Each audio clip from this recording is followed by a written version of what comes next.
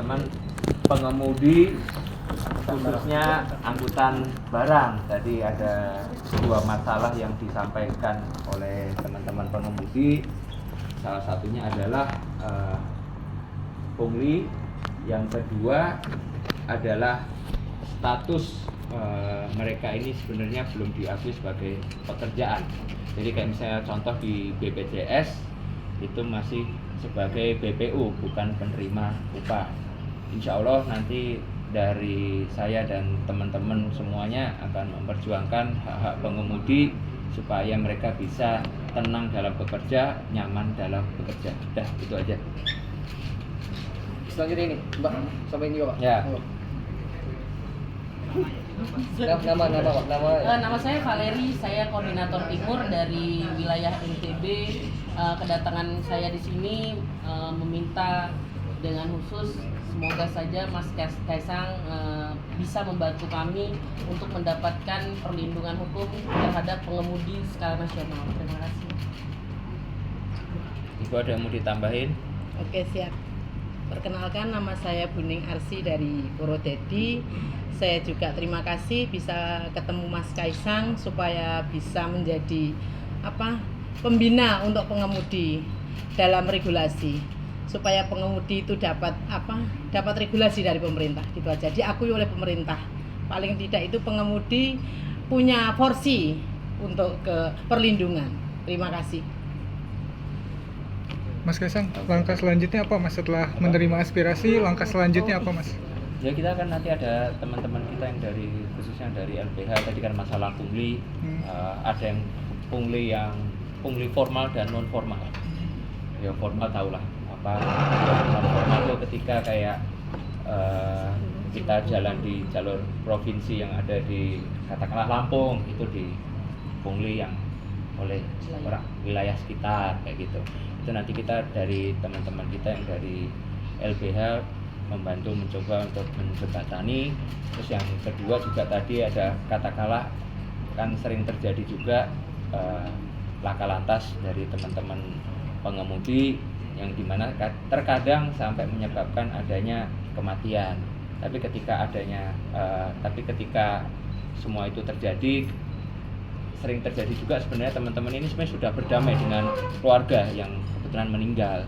Tapi ketika mau mengambil unit dari kendaraan tersebut, kadang ya dikenakan biaya yang seharusnya tidak ada dan tidak perlu. Itu nanti kami akan sanggupi untuk teman-teman untuk membantu lah. Oke. Lagi, Ibu. Isu lain boleh Mas? Mas, isu lain boleh Mas? Apa? Isu lain boleh Mas Kaisang. Emang ada apa? Mas, soal ini kan bentar lagi kan PSI ulang tahun ke-9 ya Mas. Itu persiapannya sejauh ini udah sampai gimana sih Mas? Mantap. Ada kejutan apa Mas? Dideskripsikan dong Mas. Kejutan Ada apa? kejutan nggak? Masa mau deklarasi capres cawapres lagi? Oh, Dideskripsikan nggak itu perkembangan untuk capres ini tuh udah gimana? Apakah nanti ada surprise kedatangan sosok siapa gitu? Ya nanti kita lihat aja, tunggu 9 September pas 9 Desember kan sebentar lah.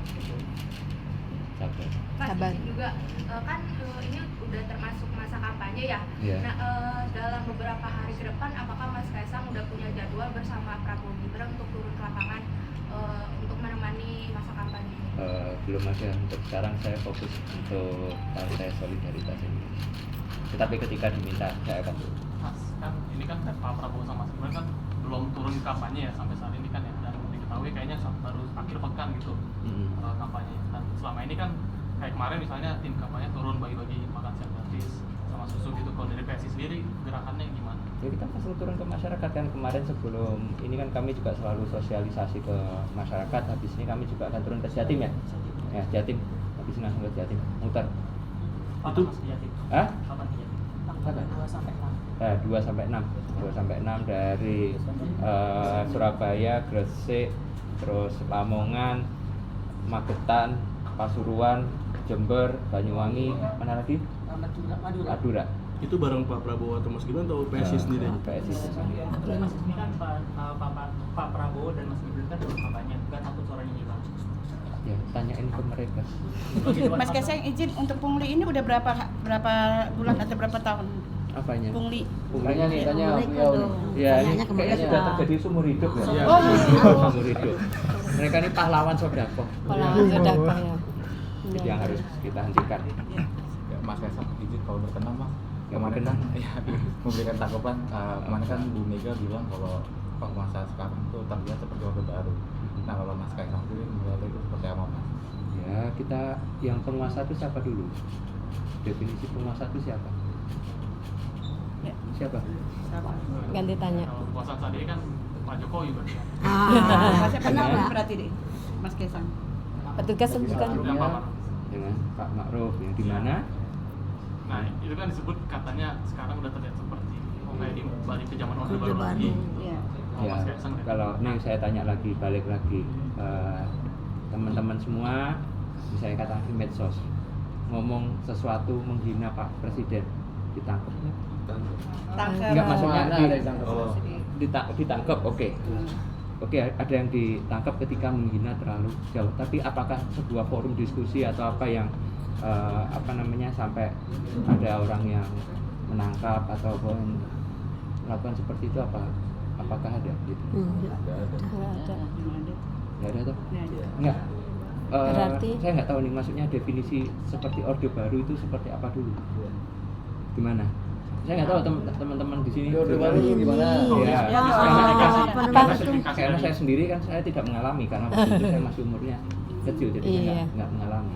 Apa karena identik dengan calonnya itu bekas Orde Baru, jadi disangkut pautkan begitu? Balik lagi, saya tidak hidup di Orde Baru. zaman itu soalnya gitu. Jadi saya harus tanya ke teman-teman yang dimana definisinya teman-teman sebelum tanya saya itu seperti apa. Gitu. Oke, Apa? cukup. Mas, lagi Mas. Ada satu lagi. Mas. Ya, tadi kan ngebahas soal kriminalisasi aktivis atau mungkin yang bersuara di medsos. Nah, kemarin kan Pak Haris Azhar sama Fatih juga divonis bersalah gara-gara podcast yang membahas penelitiannya Pengadilan ya? ya, pengadilan di wilayah Jakpro. Nah, kira-kira tanggapannya gimana sih? Yang mana saya belum Haris tahu. Azhar yang soal Lord Luhut. Ya, enggak. Nih satu, saya tuh medsos udah hapus semua, jadi saya enggak begitu mengikuti. Jadi harus dijelasin terlebih dahulu. Apa? Coba dijelasin aja dulu, nggak apa-apa. Jadi Haris Azhar sama Fatih itu kan aktivis aktivis HAM. Oke. Jadi dia membahas soal Lord Luhut, penelitian mereka. Mau bahas apa? Pak Luhut. Ah. Nah, tapi Pak Luhut kan bagian dari pemerintahan, jadi Ah. ngebahas juga soal kinerja. Nah, saat ini sudah dituntut. Oke, sebentar, pelan-pelan. Ya. Apa yang dikatakan dulu, saya masih belum masuk. Yang dikatakan di podcastnya itu apa? Nyebut ini Pak Luhut itu Lord Luhut soal berkaitan dengan kekuasaan seperti itu. Pak Luhut memiliki kekuasaan yang lebih besar karena berkaitan dengan pemerintahan segala macam kayak gitu. Sehingga ada yang mengatakan bahwasanya ada ucapan yang mengatakan bahwasannya Lord Luhut. Lord itu berarti sudah di atas penguasa segalanya seperti itu. Nah, bagi Mas Kaisang sendiri ini seperti apa nih? Nah, balik lagi tanya Pak Luhut tersinggung nggak dengan itu? Tersinggung sempat juga memberikan apa namanya Dia melaporkan. melaporkan pencemaran nama baik seperti itu Ya, karena itu haknya siapa? Pak Luhut. Ya, ya udah. Berarti kan saya ini ke Pak Luhut, bukan saya. Balik lagi gitu loh. Saya soal ini. Mas, ini Mas. Gantian lah. Mas, kan ini PSI ini melekat dengan milenial ya Mas. Bagaimana pendekatan dari PSI untuk meraup suara dari milenial? Karena kan suara milenial ini, generasi muda ini menjadi suara penentu Mas. Bagaimana pendekatannya Mas dari PSI? Kita sosialisasi, kita memperkenalkan PSI turun ke bawah. Darat, udara maksudnya medsos, darat itu kita langsung sosialisasi langsung. Masih pakai politik santuy Mas? Saya pernah hina.